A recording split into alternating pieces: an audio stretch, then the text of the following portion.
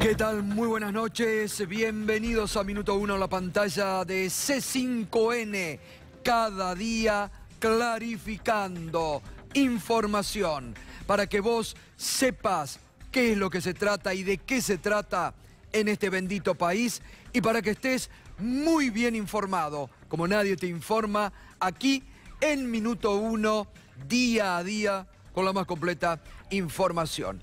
Y a partir de este momento nos podés acompañar con el hashtag La Cuenta de Nisman. La Cuenta de Nisman. Enseguidita, nuestro compañero Gabriel Morini con una información exclusiva.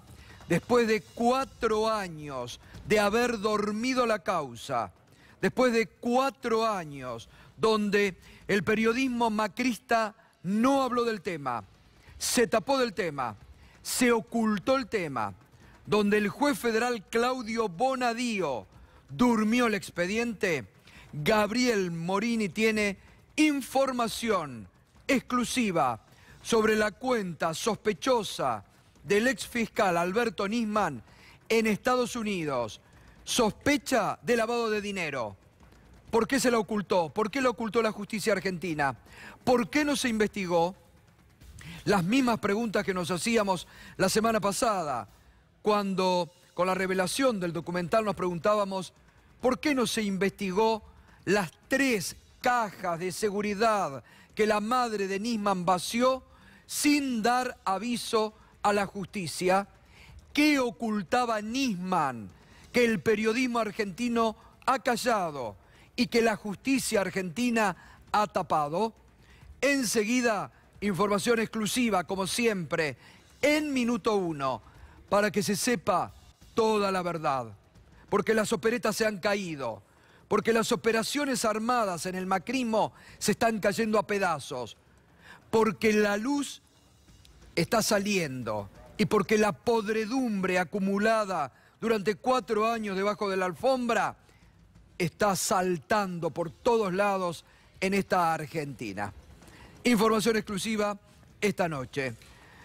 Y también enseguidita, primer mes de Alberto Fernández como presidente.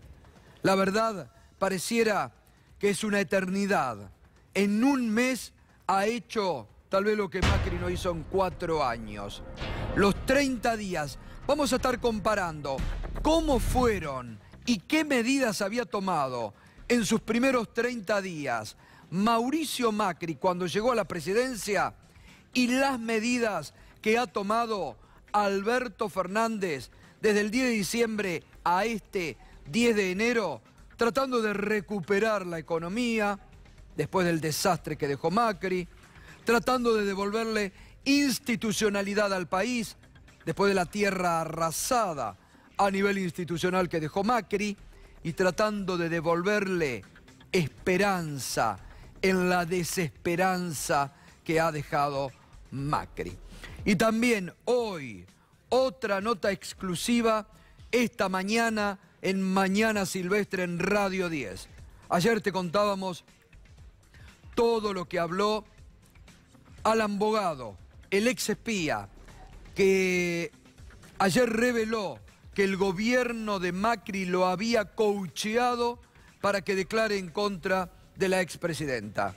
Esta mañana, después de muchos años sin hablar, rompió el silencio desde Irán Mohsen Rabbani, uno de los principales acusados de la voladura a la AMIA. Nisman lo había acusado de ser el autor intelectual. Hoy no solo rechazó esto, habló sobre Nisman y dijo que al fiscal lo indujeron al suicidio. Vamos a presentar ya la primera parte. Mohsen Rabbani, desde Irán, exclusivo, rompió el silencio y esto decía.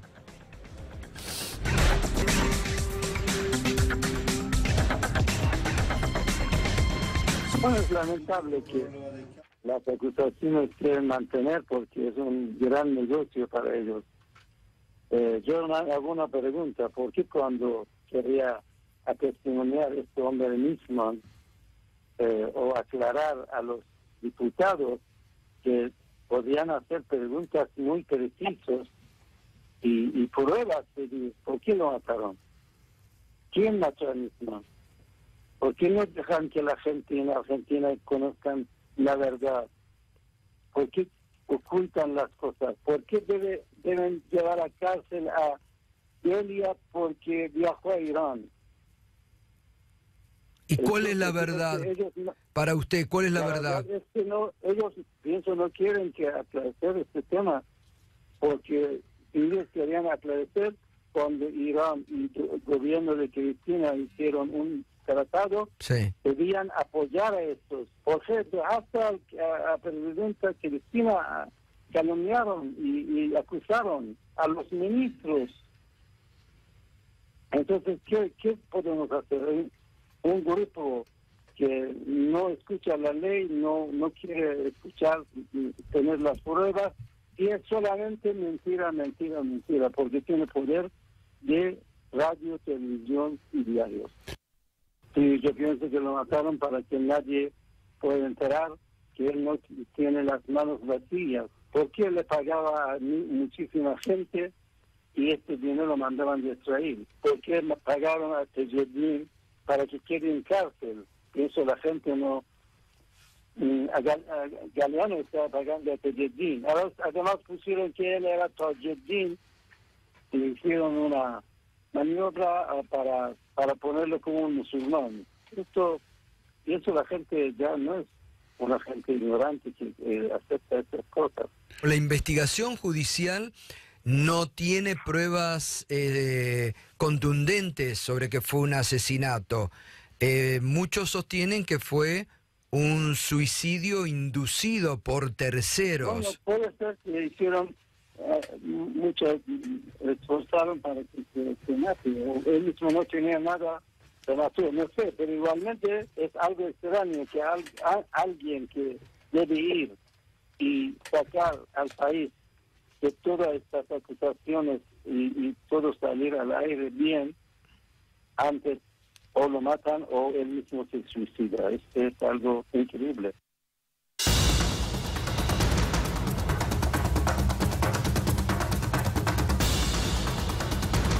Bueno, ahí estaba Moshen Rabani, obviamente con una respuesta muy política también, el principal acusado, un hombre que se fue en el año 1994 de la República Argentina, después de la acusación inminente que le habían hecho a él y a los representantes de Irán en la Argentina sobre la voladura a la AMIA, y donde también ahora siembra dudas y dice que si bien plantea dos hipótesis, ¿no?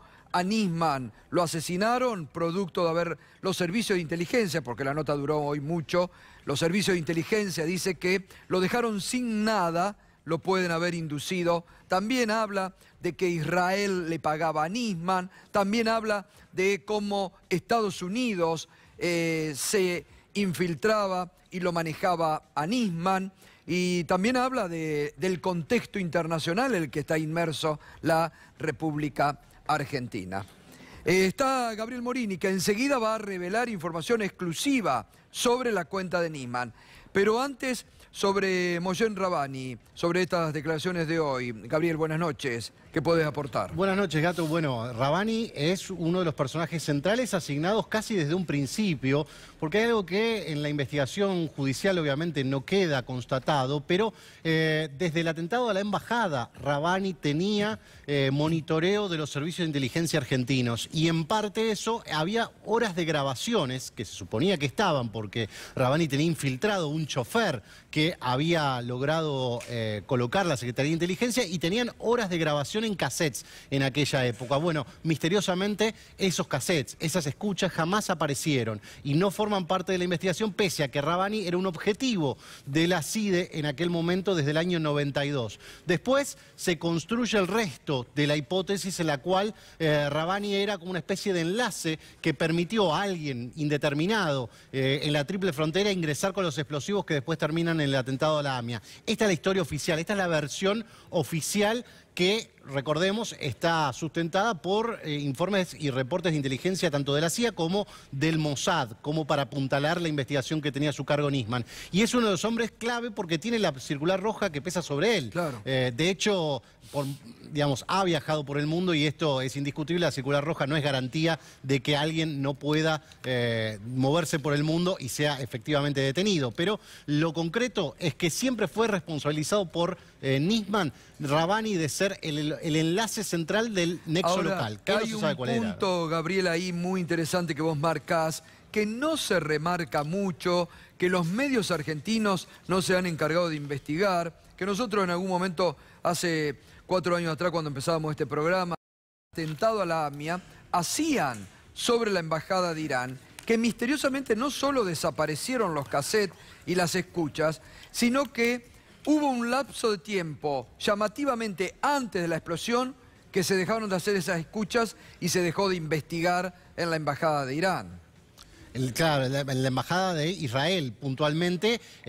Después de eso es el episodio de las escuchas. Y esto es muy sintomático porque si sucesivamente aparece en la trama la idea de que la mezquita de Flores y algunos lazos como agregado diplomático de la embajada de Irán ponían a Rabbani en el centro de la escena, pero jamás había una prueba concreta con qué vincularlo. Recordemos que al día de hoy la única prueba que vincularía el atentado con la planificación que Nisman establece desde Irán en el año 91, si mal no me acuerdo, es precisamente Berro, el conductor suicida, Claro. que indudablemente Berro sí era de Hezbollah, Sí. pero sin ese vínculo, cosa que no ha sido probado, el documental además lo remarca esto, el FBI perdió las pruebas, perdió el ADN que supuestamente iba a ser cotejado para verificar si se trataba o no del conductor suicida. Esto no está probado en el expediente. Muy bien, vamos a la segunda parte donde Moshen Rabbani habla sobre Nisman y sobre quiénes hipotéticamente le pagaban a Nisman.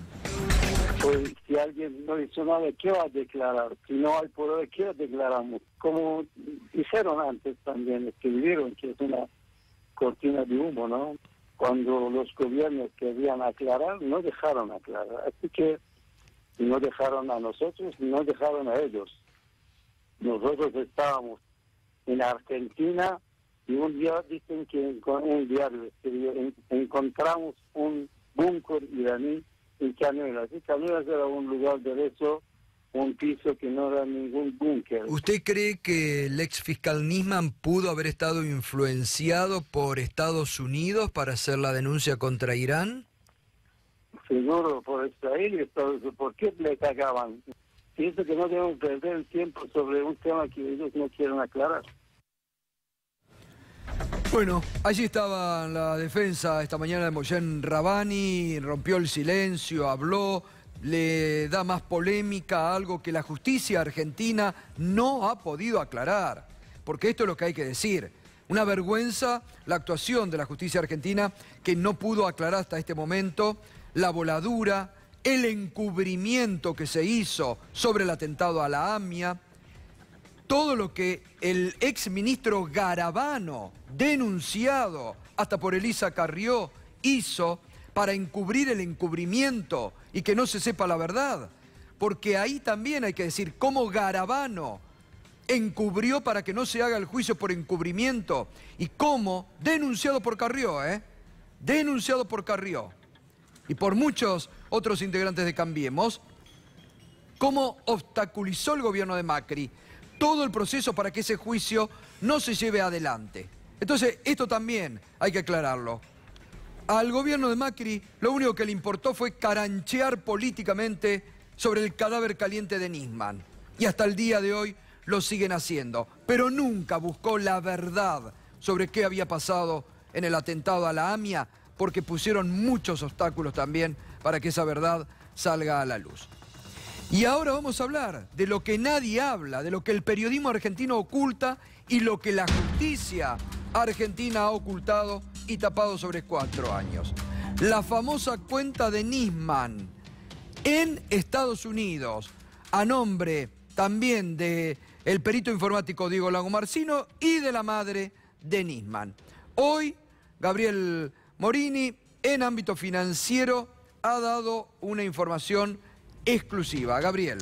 Bueno, ¿recuerdan ustedes que cuando Nisman aparece muerto, encuentran en el estacionamiento de Le Parc un Audi Q3, que era propiedad de otra empresa? En ese momento no se sabía, era el auto que manejaba Nisman cuando manejaba él mismo su propio vehículo y no iba con chofer.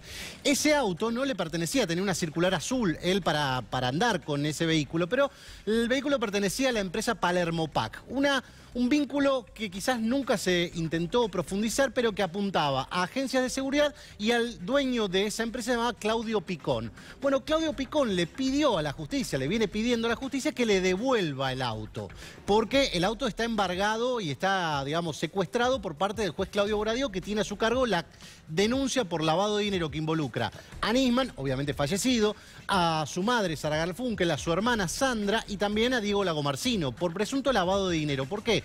Porque si ustedes recuerdan el comienzo de esta causa, Sandra Arroyo Salgado en un momento de la investigación dice: ojo que Lagomarsino es cotitular de una cuenta con Nisman en los Estados Unidos. Y ahí aparece que efectivamente Lagomarsino tenía una cuenta, que operaba una cuenta en los Estados Unidos a nombre o mandatado por el propio Nisman. Bueno, en esa cuenta había $666.000. Y ahí empieza una causa. Esa causa por lavado de dinero. ¿Cuánto dinero?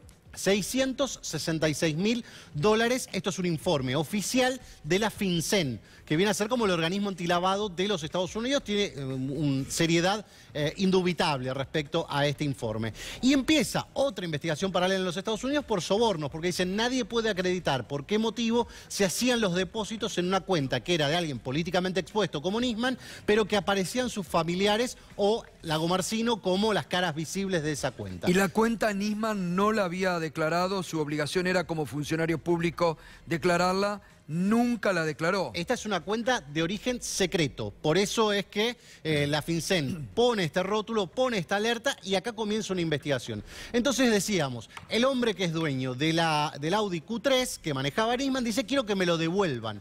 Y el 6 de diciembre pasado, de manera muy sigilosa, la Cámara Federal, en un voto unánime, le dice al juez Bonadío: bueno, suspende esta medida cautelar, devuélvale la camioneta a este hombre, pero además lo que tiene que hacer es sacar del letargo esta investigación. Va a cumplir 5 años esta investigación sin un solo movimiento. Es decir, originalmente la tenía el juez Rodolfo Canicova Corral, el juez cita indagatoria a todos, obviamente a Nisman no, pero obviamente al resto de las personas involucradas, la cita indagatoria, pero por una declaración pública que hace el juez Canicova Corral, lo tildan de anticipar opinión y de perder imparcialidad y por ende lo sacan de la causa. ¿Quién le toca en el sorteo? Claudio Bonadío. Bueno, Bonadío desde entonces tiene a su cargo la causa, no solo por el informe de la FinCEN, el auto que podría llegar a ser de origen delictivo, esto es lo que dice el propio juez para suspender este asunto, sino también por un informe que llega desde Uruguay, donde en Uruguay constatan que históricamente tanto la madre del fiscal como el propio fiscal tenían cajas de ahorro o habían hecho transferencias. Inclusive el 9 de enero de 2015 llega una transferencia de la cuenta del Merrill Lynch de los Estados Unidos a un cliente del banco BBVA, sucursal Uruguay, que se llamaba Pueblo Mío. Pueblo Mío era una especie de fideicomiso en Manantiales para la compra de 3 unidades en propiedad horizontal que estaban a nombre de la madre del fiscal. Si vos me preguntás qué pasó con todo eso hoy, bueno, la investigación acá en Argentina, nada, cero. En Uruguay fueron a remate, porque nadie más pagó las cuotas de ese fideicomiso y por ende perdieron esas propiedades, por lo menos es lo que surge de la información de la justicia uruguaya. Ahora, uno se pregunta, ¿no?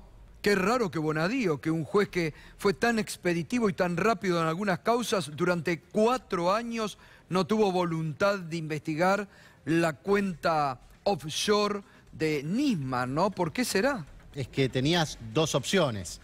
Si investigabas, no solo investigabas el monto de dinero de los $666.000 que informa FinCEN, sino tenías que investigar quiénes y por qué acreditaron y acreditaban en esa cuenta, porque registran muchísimos movimientos. Es decir, había más allá de la cuenta algún otro tipo de entramado de circuito financiero que presuntamente no conocemos? Bueno, esto evidentemente se iba a dilucidar con una investigación.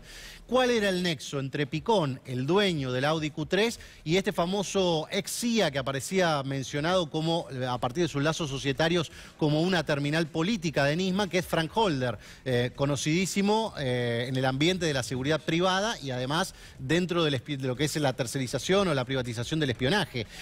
Un hombre muy relevante para este submundo. Bueno, ¿cuáles eran estas relaciones? ¿Por qué se acreditaba dinero? ¿Por qué aparece un financista que está desaparecido, Stefanini, que aportaba o había hecho giros en esa cuenta en el Merrill Lynch? ¿Por qué Nisman no podía mostrar que era él? Para, eso es interesante, ¿eh?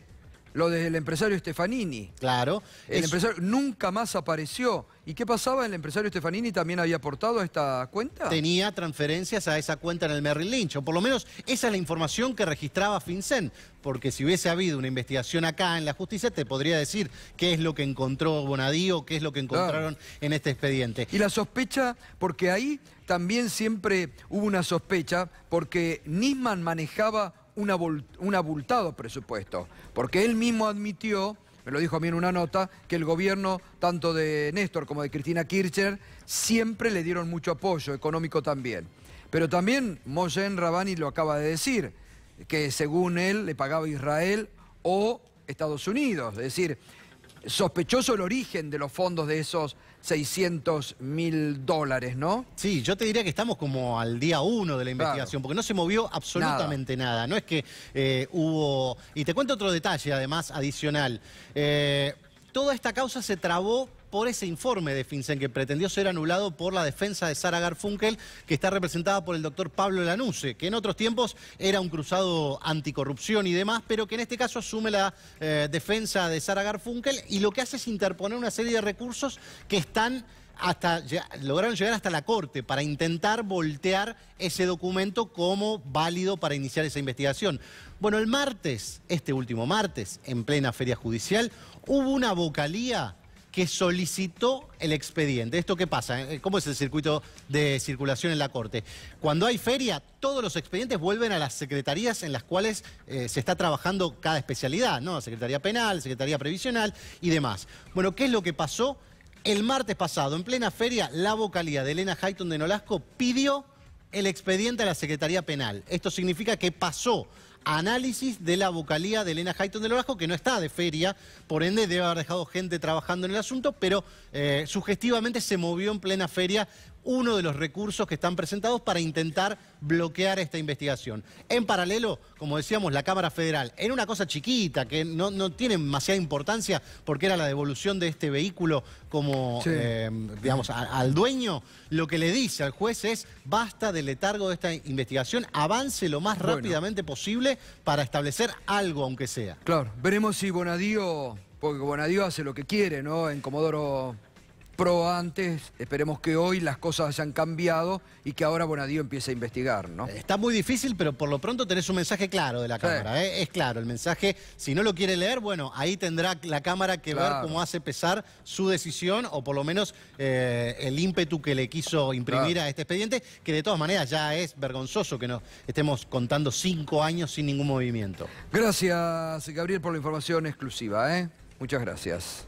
Bueno, un mes de Alberto Fernández en el poder. Hoy habló el presidente y esto decía. Una conclusión de este mes de mandato. No, yo contento en este primer mes, me parece que hemos logrado los objetivos que nos habíamos propuesto, que es poner orden en la economía, tranquilizarla, poner los pilares mínimos a partir de los cuales poder transitar una corrección en la economía. Me parece que las cuentas fiscales se van ordenando y me parece que también hemos hecho lo necesario para volcar dinero para promover el consumo y eso está bien, me parece. Y bueno, para que la economía empiece a moverse, mover el mercado interno es central, porque la Argentina consume el 70% de lo que produce. Si el consumo se cae, la producción se cae a la par. Yo creo que este primer mes a mí me deja contento, porque básicamente he cumplido con la palabra. Esta vez ordenamos las cuentas del Estado y los que pagaron el orden no son los que menos tienen. Muy bien, primer mes de Alberto Fernández como presidente y Fernando Alonso y la producción de este programa, se tomó el trabajo de comparar las medidas tomadas durante el primer mes de Mauricio Macri y el primer mes de Alberto Fernández. Vamos a esa comparación y ya lo sumamos también enseguida a Fernando Alonso. Un mes con Macri. Primer mes de Macri, una de las primeras medidas que terminó, eliminó, teníamos antes otras, ¿no? Bueno, eliminó las retenciones, después las reimplantó, no nos olvidemos, en septiembre del 2018 reimplantó lo que Alberto Fernández ha actualizado, ¿no? Liberó el cepo y devaluó, cuando en campaña, ¿te acordás que Macri decía y Alfonso Pratgay? No, ya está, el dólar no se va a tocar. Bueno, el 9 pesos lo recibieron, fue a 15 pesos y comenzó todo el proceso de devaluación. Licuó salarios por la devaluación. Alberto Fernández aumentó salarios y jubilaciones y redujo subsidios y dolarizó tarifas. Macri. Alberto congeló el tarifazo y está actuando desdolarizar la economía.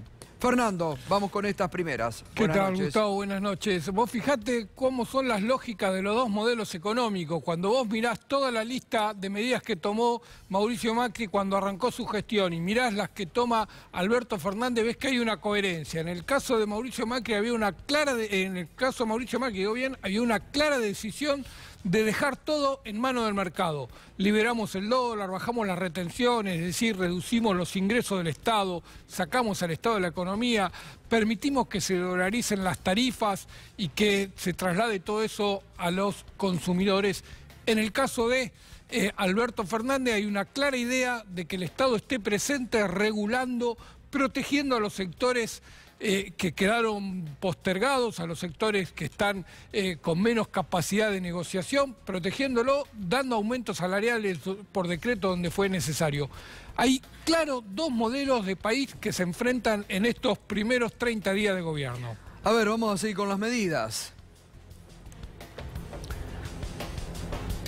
En el primer mes de Macri comenzó la ola de despidos, que las habíamos empezado a ver aquí en minuto 1 mientras todos la tapaban. Alberto Fernández aplicó la doble indemnización. Esto algunos lo toman como una muy buena medida, ¿no, Fernando?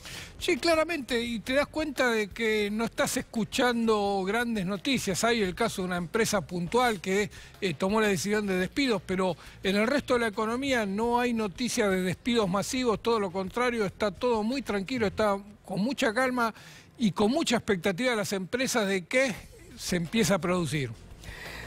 Prometió durante la campaña Mauricio Macri y en su primer discurso pobreza cero. Terminó con 40% de pobreza. Alberto Fernández lanzó el plan Argentina contra el hambre, ¿no?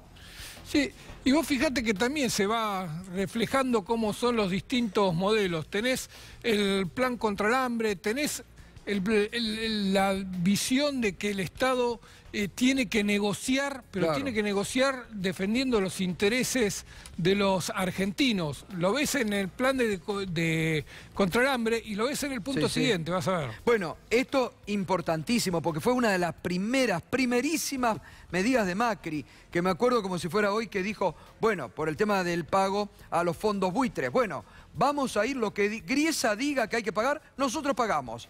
Y fue y le pagó a los fondos buitre. Abrió Alberto Fernández negociación para evitar el default que dejó Mauricio Macri. Acá también hay, y además rechazo por parte del gobierno de Alberto Fernández al Fondo Monetario Internacional y Macri que vuelve al fondo, además de haberle pagado después lo primero que hizo. No volvió en ese primer mes, le tardó nada más que 2 años en arruinar toda la economía y volver al FMI. Sí, totalmente. Y liberó, ni bien asumió, esto sí lo hizo Macri, el precio de los combustibles, y Alberto suspendió los aumentos en los combustibles, ¿no? Sí, y vos fíjate cuando mencionaba lo del default, Argentina en este momento está llevando adelante negociaciones, por ahora son preliminares con todos los acreedores, pero hay en los acreedores la creencia de que hay un gobierno que está dispuesto a pagar y que está generando las condiciones para lograr los recursos con los cuales pagar. Así que muy lejos de esa visión conspirativa que decía que este era un gobierno que llegaba para despilfarrar, todos los mercados confían en el modelo que se está aplicando. Bueno, el primer mes con Macri, el dólar dispara y incontrolable después el precio de los alimentos. Alberto relanza precios cuidados, pone precios de referencia, cuida la canasta de los argentinos. También punto muy importante y una comparación que se cae de Maduro, ¿no? Pero además, los precios de los alimentos, con la dolarización, con la quita de retenciones que había hecho, generaron una escalada de precios que, bueno, todavía hoy la estamos por viviendo. ejemplo, aumentaron los medicamentos, ahora Alberto Fernández toma la rebaja del medicamento del plan Remediar, aumentaron las tasas de interés, comenzaron a aumentar, congeló la economía y ahora lo que está... Este es un punto importante, porque Macri arrancó enseguidita con Sturzenegger aumentando las tasas, las LEVAC, las LELIC, congeló la economía. ¿Qué es lo que está haciendo ahora el Banco Central? Baja la tasa e impulsa créditos productivos, ¿no? Mirá vos cómo será que el año pasado Argentina o el Banco Central pagó 600.000 millones de pesos en intereses de la LELIC. 600.000 millones de pesos. Si vos te fijás, es casi el stock que queda de LELIC, es lo que generó de deuda ficticia al Banco Central con la política de tasa del 65, 70, 85% que llegó a pagar Guido Sanleri al frente del Banco Central. Ahora está bajando, ayer contábamos, bajó otros 3 puntos la tasa de interés de 55 a 52. Lo está haciendo pausado. A uno le gustaría que vaya a un ritmo más rápido. Bueno, parece que hay seriedad del otro lado y están diciendo vamos a hacer las cosas bien. Bien. Un mes y este es el comparativo de las medidas tomadas por el primer mes de Macri y el primer mes de Alberto Fernández. Hoy, la polémica que no fue, algunos medios intentaron de que había polémica, de que el gobierno nacional quiere sacarle coparticipación a la Ciudad de Buenos Aires, que se enfrentaba a Horacio Rodríguez Larreta. Tanto Alberto Fernández como Horacio Rodríguez Larreta bajaron totalmente la polémica. Alberto Fernández decía lo siguiente. Estamos conversando, estamos hablando, no sé por qué la noticia se difundió de ese modo, pero estamos hablando. Todos saben que tenemos que ajustar cuentas y ordenar cuentas. El jefe de gobierno de la ciudad, lo hablé ya alguna vez con él lo entiende, vamos a trabajar juntos, no hay por qué sobresaltarse. Me parece que la noticia se alimenta por la idea de que Horacio pertenece a otro partido, pero pertenece a la Argentina, Horacio. Los porteños son argentinos, estamos resolviendo los problemas en Puebla. Bien, y Horacio Rodríguez Larreta también a través de una serie de tuits bajó, evitó todo tipo de polémica con el presidente, dijo: quiero ratificar una vez más mi vocación de seguir manteniendo un diálogo constructivo e institucional con el gobierno nacional.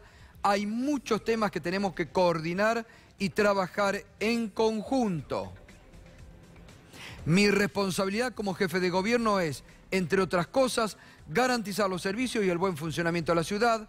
Y sin dudas, la mejor manera de lograrlo es a través de la búsqueda de consensos. Los dos que bajaron todo tipo de polémica y de tensión. Anoche estuvo aquí el ministro de Obras Públicas, Gabriel Catopodis. Entre otras cosas, anunció aquí anoche que va a estatizar corredores viales que habían sido concesionados a privados.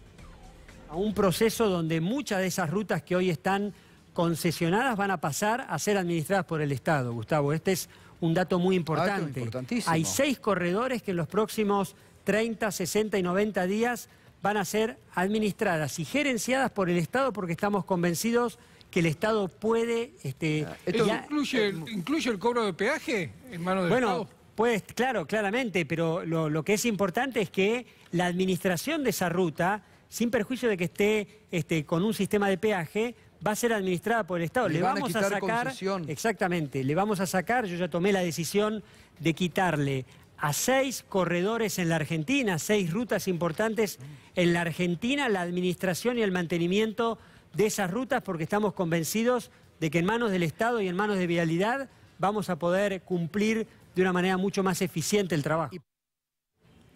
Muy bien, nos está acompañando en esta noche la ministra de Mujeres, Géneros y Diversidad, Elizabeth Gómez Alcorta. ¿Cómo te va, Gustavo. Elizabeth? Buenas noches. ¿Cómo estás? Bien, gracias por venir. Que hoy han tenido además mucho trabajo, ¿no? Porque a un año de la ley Micaela, justamente el gabinete completo asistió a la primera capacitación, ¿no? Sí, efectivamente, fue en un hecho que dijimos con Dora Barrancos, que es con quien compartimos la capacitación, que era un hecho histórico y también un hecho ejemplar. A cumplirse un mes de la nueva gestión de gobierno y un año de la promulgación de la ley Micaela, que la ley Micaela, digo, para los que no saben y para los que no saben, es una ley que establece obligatoriamente una capacitación permanente para todos y todas las funcionarias, empleados, sin importar jerarquía, tipo de contratación, en cualquier área que se desempeñen dentro de la administración pública, en el Poder Judicial, en el Poder Legislativo y en el Poder Ejecutivo. Es una capacitación en materia de género y de violencias por razones de género. El Ministerio de las Mujeres, Géneros y Diversidad, tenemos como competencia propia capacitar a las máximas autoridades de los tres poderes, y la decisión del presidente de que a un mes hagamos una capacitación a él, al gabinete que estuvo casi completo. Los que no vinieron, que fueron muy poquitos, son porque tenían actividades fuera de la ciudad, y a todos los secretarios y a todas las secretarias de los ministerios, que eran aproximadamente 130 personas. ¿En qué consistió? Contanos algo, a ver. A ver, ¿en qué Es interesante esto, ¿no? Sí, por un lado contamos en qué consistía la ley y cuáles eran las obligaciones y cuáles eran los déficits que habíamos encontrado en este año y que pensábamos poner en marcha. Después pudimos contar de un modo bastante pedagógico, que de hecho eso lo hizo Dora Barrancos, contar qué hablamos cuando hablamos de patriarcado, cómo es en términos históricos este recorrido. Después pudimos contar cuáles eran los problemas de la asignación de los estereotipos, que es lo que en general se entiende y se naturaliza que es para las mujeres, para los hombres, qué pasa con las disidencias y las diversidades sexuales. Después contamos la cantidad de leyes. Argentina, Gustavo, tiene una importante cantidad de normas internacionales suscriptas y de leyes que asignan derechos, es casi un ejemplo a nivel mundial, pero cómo esas normas no se traducen en el ejercicio, en el goce efectivo de derechos, porque las desigualdades entre los hombres y las mujeres y las disidencias son enormes en todos los ámbitos. Entonces, pudimos pasar en limpio cuáles eran las obligaciones que teníamos como Estado, y en particular estábamos ahí todos y todas las que tenemos en nuestras manos la capacidad de decisión, de diseño, de pensar las políticas públicas.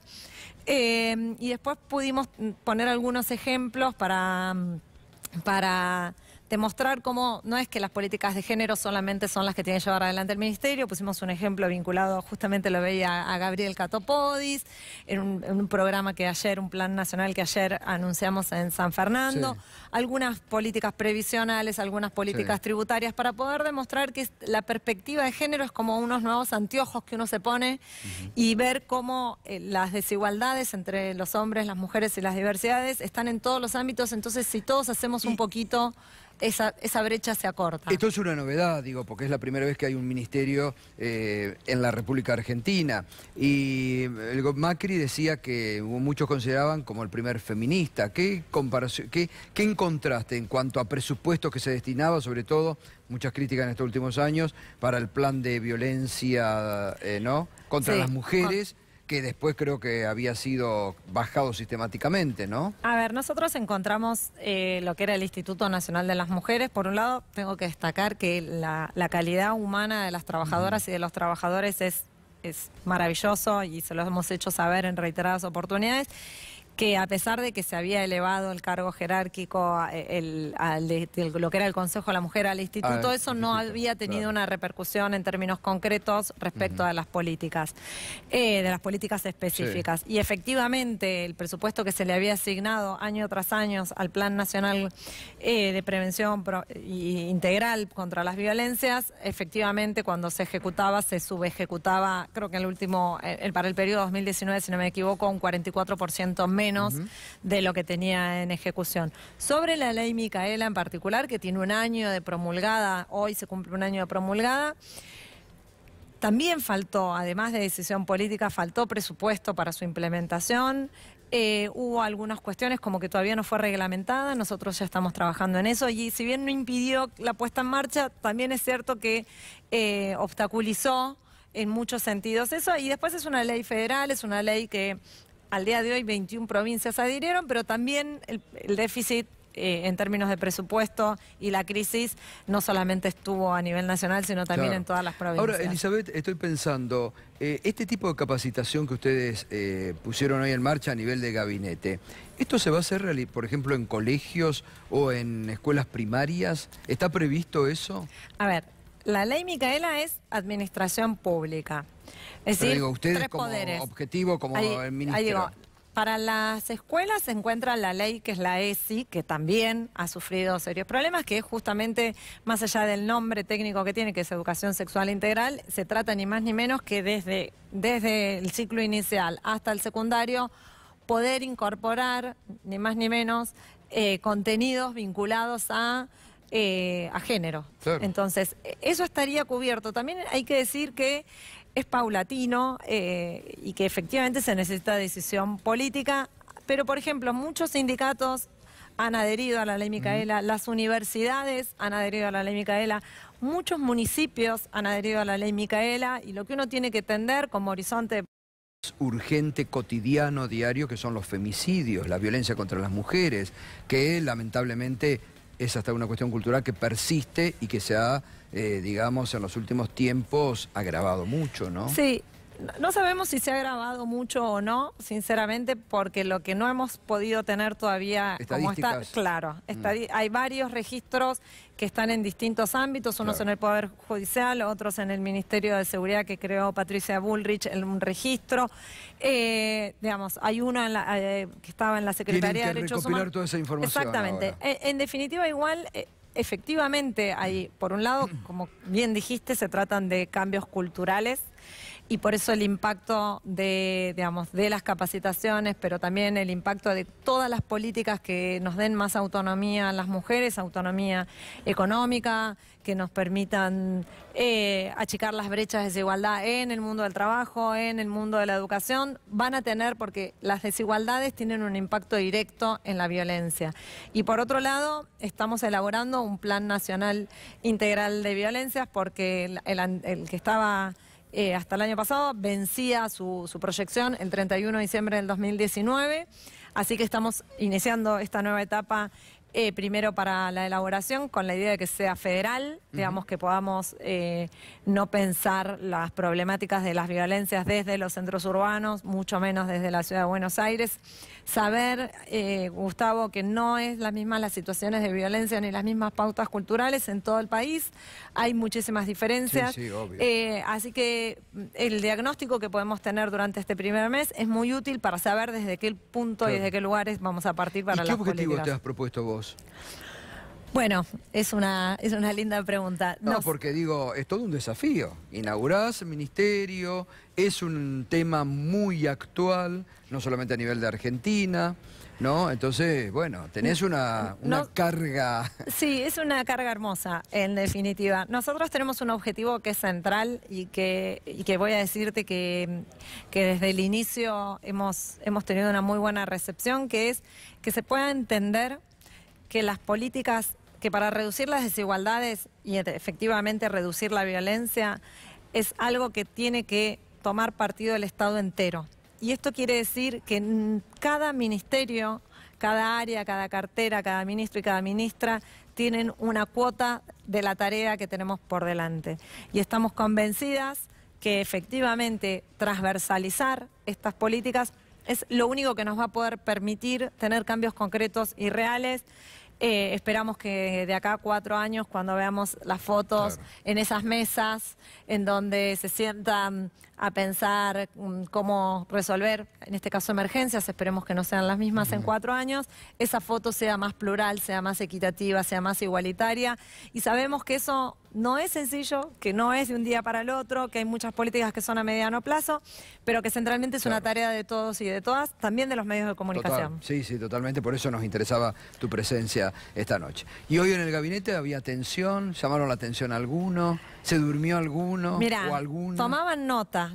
Hubo muchos... ¿Les toman examen después? No, íbamos a hacer el chiste con Dora Barranco de decir, saquen una hoja, Sí. pero ninguna de las dos se animó. Tendrían que haberlo Sí, hecho. sí, sí, lo dijimos. Para la próxima. O tendrían que convocar a una próxima reunión a ver si aprendieron algo de lo de hoy. Pero no, prestaron atención y fue un momento muy importante para la historia nuestra también. Bueno, siempre sos bienvenida, ¿sabes? Gracias, Elizabeth, acá, así lo que sé. con mucho gusto, porque los medios también nos tenemos que involucrar mucho con la responsabilidad de comunicar estas cuestiones. Muchísimas gracias, Muchas Gustavo, gracias. y a todo el equipo. Bueno, Fernando, los mercados hoy viernes, ¿cómo estuvieron funcionando? Sí, estuvieron como a lo largo de toda la semana con un dólar muy tranquilo. Hoy el Banco Central volvió a hacerse de reservas. Hay ya un monto significativo de recuperación de reservas a lo largo de este mes, más de 1.000 millones de dólares que se están integrando a las reservas del Banco Central. Veíamos recién en pantalla el dólar estable, el dólar solidario, este dólar con impuesto de 30%, sigue en torno de los 83 pesos, el dólar oficial en 63 pesos, el dólar blue a 77 y hoy estuvo subiendo lo que se llama el dólar contado con liquidación o el dólar bolsa, y esto tiene que ver con una demanda que se está generando, pero también con las expectativas sobre cómo va a ser la reestructuración de la deuda pública argentina. Eso está disparando un poco también el contado con liquidación.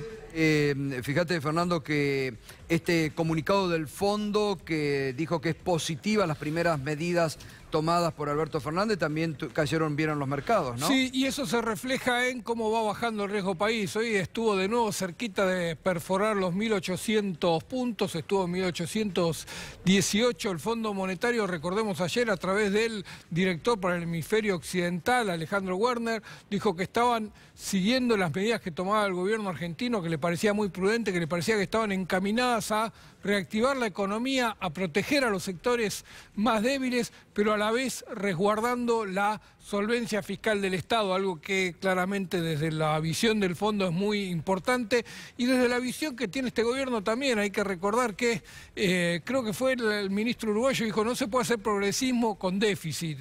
Para hacer progresismo tenemos que tener superávit gemelo, y eso es lo que está planteando este gobierno. Bien, Fernando. Bueno, nos acompaña esta noche Victoria Oneto.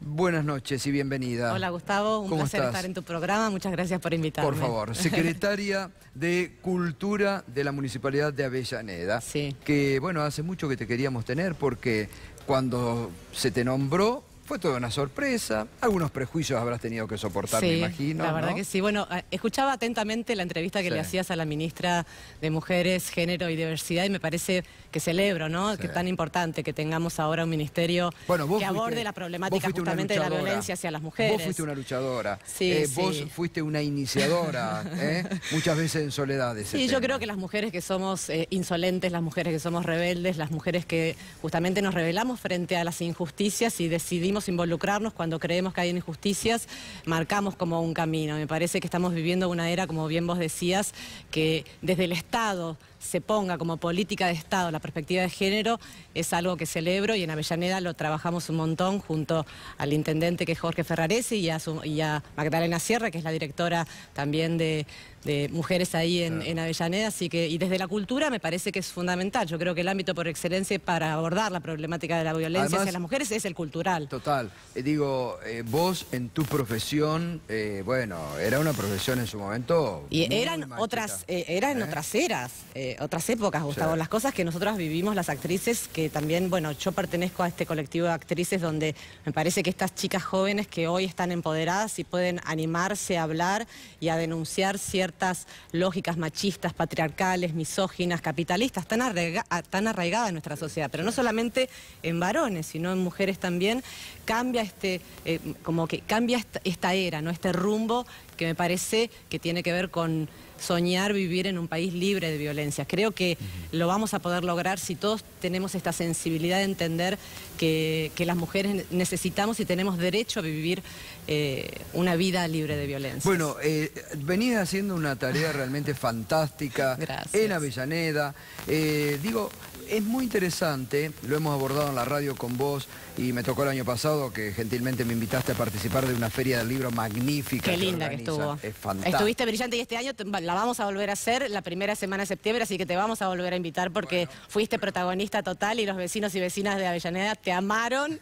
Con mucho gusto, te tomo. Pero digo, es importante este ámbito de cultura que le estás dando, ¿no?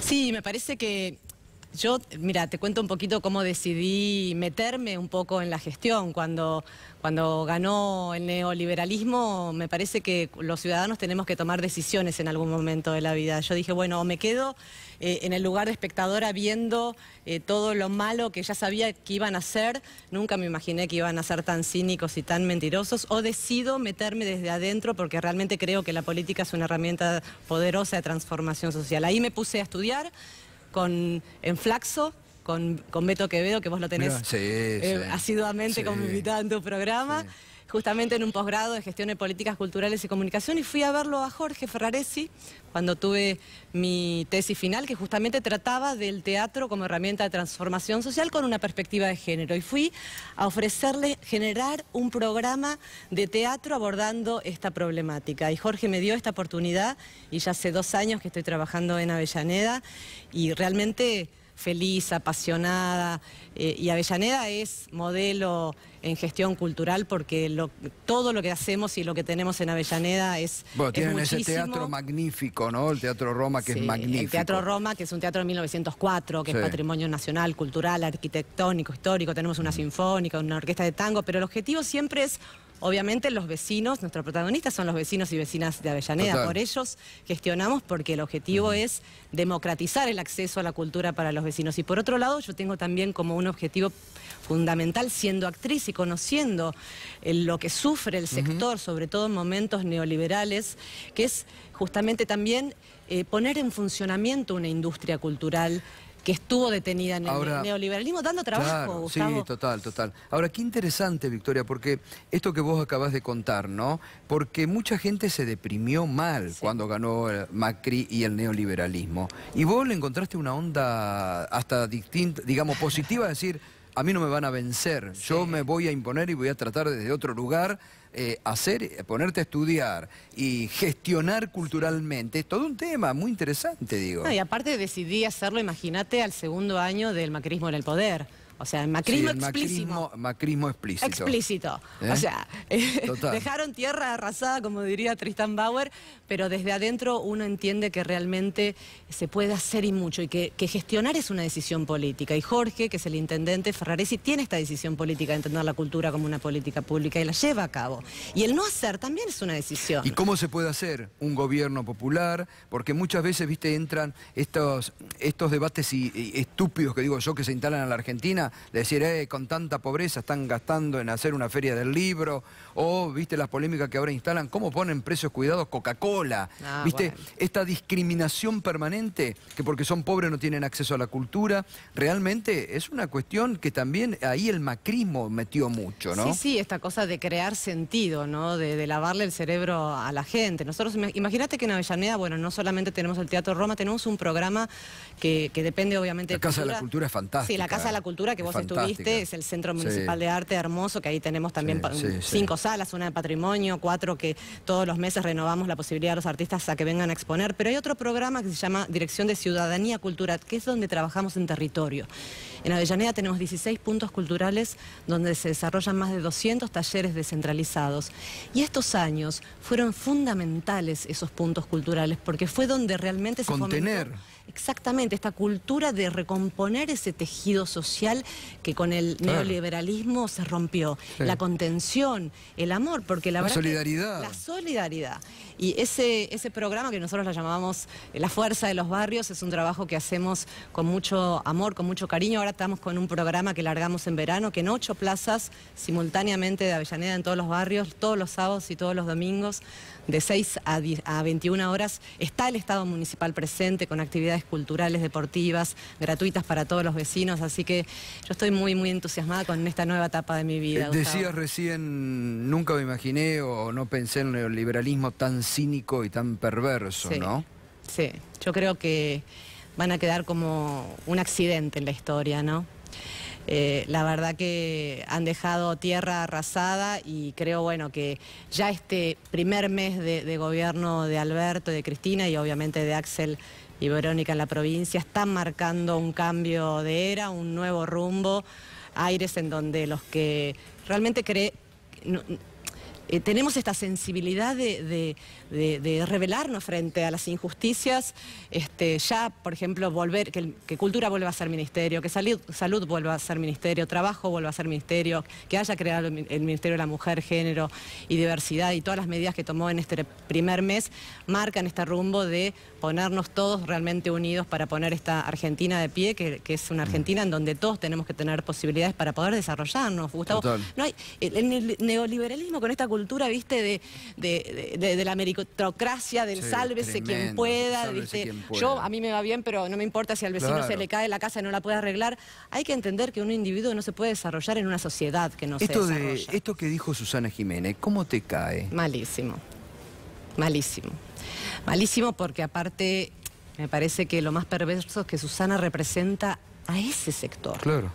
Al sector popular, que la acompañó y la acompaña.